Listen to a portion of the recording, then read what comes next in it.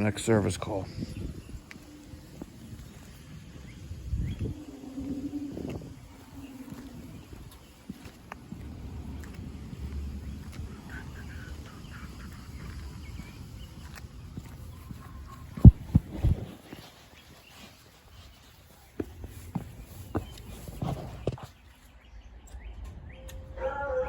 Oh, it's a bunny rabbit. Oh, that was seemed good. to help a little bit. It dropped from like the air that was coming out dropped from like 74 to like 70, 72. What's up with this thermostat? It's ancient. No, it doesn't want to do anything. How old are the batteries in this thermostat? Maybe I replaced them last year, I think. Okay. So towards the end of last year, it wasn't like working at all, and I replaced the batteries. And I was like, I should replace the whole thing, but I just haven't gotten around to it. Fan just kicked on. So yeah, I put it on auto, and we basically. The sound that it's making now, is that normal or is it normally louder? Sounds like I'd say on? that's on, yeah. That's Okay. the right sound.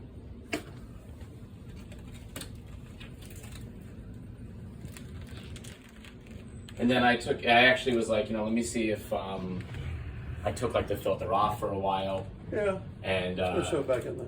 and it pretty much had no effect. So I was like, I don't think this new filter. is Okay, a problem. let's go see outside. Yep. At least it's a cooler day today, but tomorrow's going to be hot, and Friday I think is going to be hot too. That's why we were like. That's what they say, but these weathermen, they always get the thing wrong, They do. yet they still have a job. Yep. Yeah, tomorrow, now they're saying tomorrow is 81, Yeah. Friday 82, and then next week we're going to have some 90-degree days. Monday, Tuesday, Yep, that's Wednesday. Yeah, we're going to have a heat wave. I was like, these days are okay because it's basically what we would keep the house at outside. So we just cracked the window. So but there's your unit. here's our unit. Comfortmaker by ICP. Yeah. So came with the house. Let's We've gotten see. parts replaced over the years. I wish if you need, I can pull up and tell you. No, I'm looking it up right now. All right, so you replaced. You got 4 pounds Last time was 4 pounds in 2024. okay. I was reading the invoice wrong. Replaced the dual capacitor. Yep. You got 4 pounds. We added the sealant to the system. But that was, hold on, that was, I think that was earlier. I think it was earlier. Yeah. Last year, In May. May 2nd. Yeah, condenser fan motor. Yep. So before, and 1 pound. Yeah, that's what I'm. Okay, let me get my tools. We'll check what's going on. Is the sticker. There it is.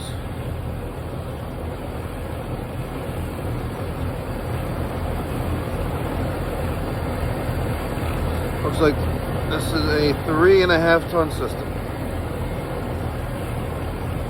That, and they make these labels impossible to I'm trying to read it. Looks like it came factory with 10.9 pounds of refrigerant, yeah.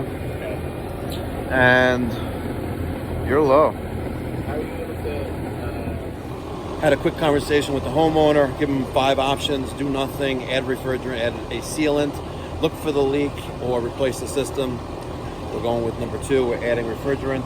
Right now we're at 3.9 pounds, almost 4 pounds, and getting it done. Gave him all the options. So discharge temperature 77 degrees. We're probably going to be right around 5 pounds. It sucks, but instant gratification. All right, 4.8 pounds. We are right where we need to be. I did not hook up my temperature clamps because the climate class wireless probes, the temperature clamp keeps breaking. It sucks. It really sucks. And I just ordered another one from True Tech Tools, but JB, just better breaking again. I already broke 2 of them, just normal use. It's crazy. It makes no sense. It just cracks right there. JB, just better for wiping out your wallet. You have to replace a broken clamp for $120. But it's kind of like where I need to be. 37 degree evaporator, 77 degree condensing coil, 112 and 228. It's 72 degrees outside. My discharge temperature is almost 80 degrees, and I have an indoor ambient temperature of 72, so we good. 4.8 pounds. I get it. I know. It's not good for the environment. It's not good for the guy's wallet, but I provided a service that the customer approved in advance, and I told him you probably need about 5 pounds, and I was dead on it. But most importantly, one of the things that I explain to every client when we have a low refrigerant issue, and if you guys want a printout of this, email me, mike@mikeypipes.com. I'll send you the PDF of it. But there's 5 things that you need to explain to your end user when they have a low refrigerant charge. Number 1, you have a hermetically sealed system, right? It's not like gas that gets used in your car. If you have a low refrigerant condition, that means you have a leak, unless it was never charged properly or someone took it out, right? So if you do nothing, option 1, you could do nothing. If you do nothing, the system will operate the same way it's been operating as well. If it's slightly undercharged, you're going to have increased electrical consumption. You're going to have increased wear and tear on the compressor, and you also have the odds of, once it drops low enough, you're going to have a vacuum in that system. You'll be sucking in atmosphere and non-condensables into the system. And then, everything goes downhill from there. Option number 2, we can add refrigerant. Obviously, there's no warranty or guarantee on this. You're basically adding refrigerant, or you're giving yourself a blood transfusion when you need stitches. Okay? There's no guarantee how long it'll last, but it's instant gratification.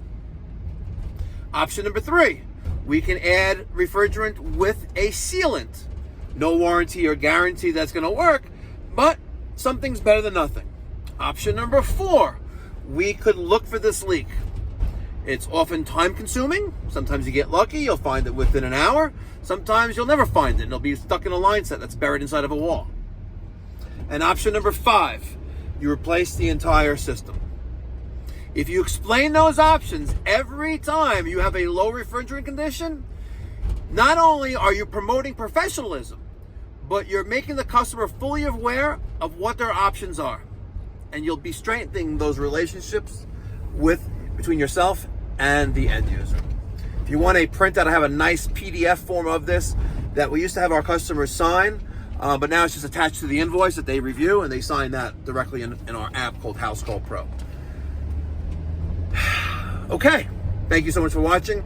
If you live in the New York City, Long Island metropolitan area, and you're tired of getting bamboozled by your HVAC contractor, promising you they're going to come, and they don't show up, or they show up late, when you call Pipe Doctor Home Services, we're based in Woodmere, New York, you're going to get a 2-hour time window, and we're going to show up in that time frame. We guarantee it. We respect our customers' time. Thank you so much for watching. Until next time, be well, God bless, stay safe.